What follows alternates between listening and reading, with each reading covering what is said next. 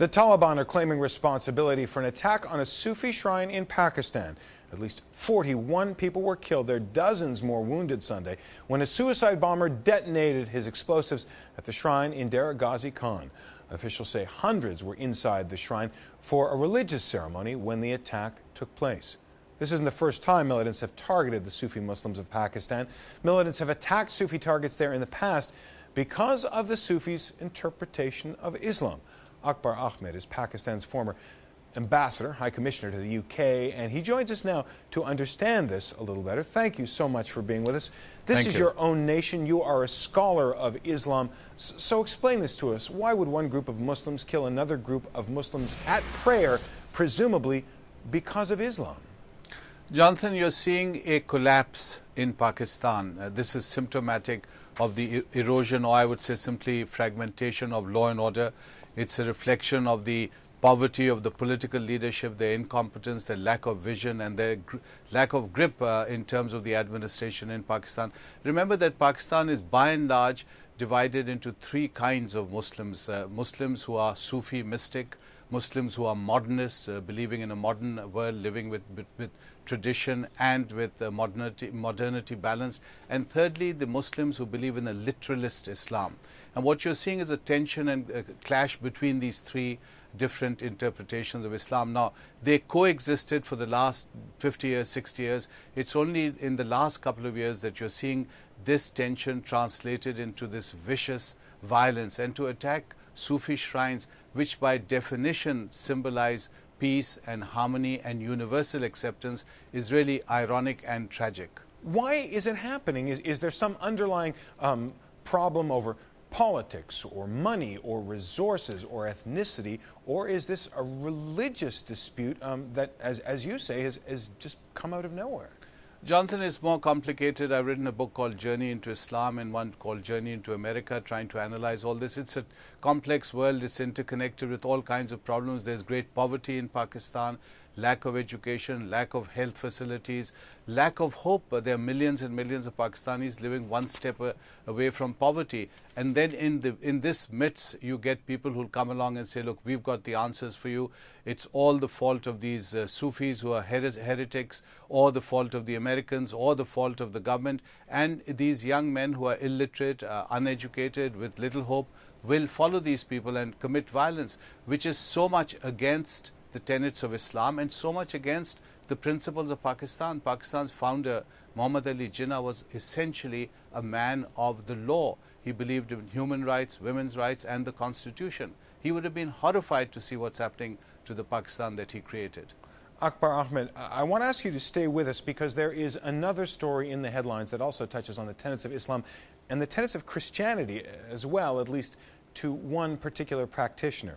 The story, of course, is in Afghanistan. Another day of protests over the reported burning of a Quran by a cleric in the state of Florida.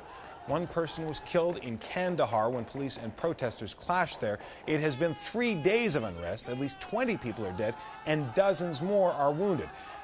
And this is not the first controversial case that centers on Islam's holy book.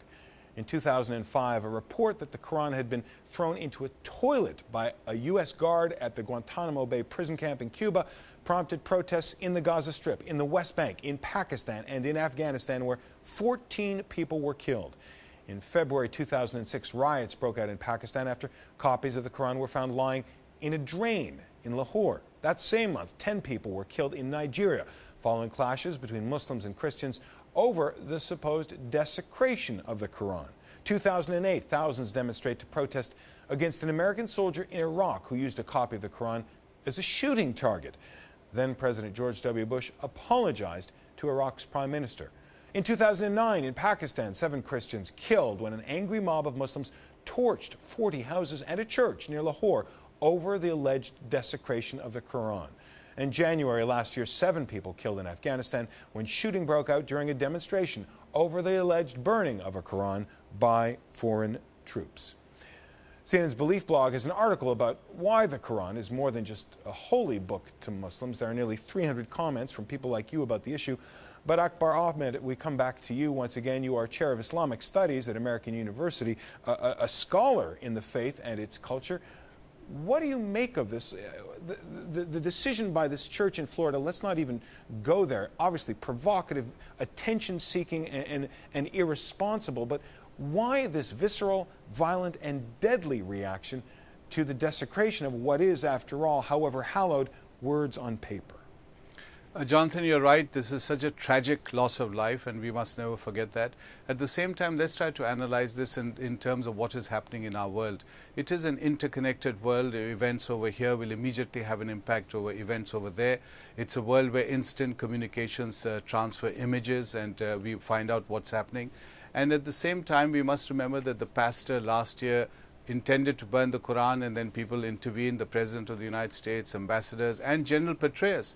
And I really applaud and salute General Petraeus, who a few minutes ago condemned what happened with the pastor, because the pastor is entitled to do what he did under the Constitution in the United States.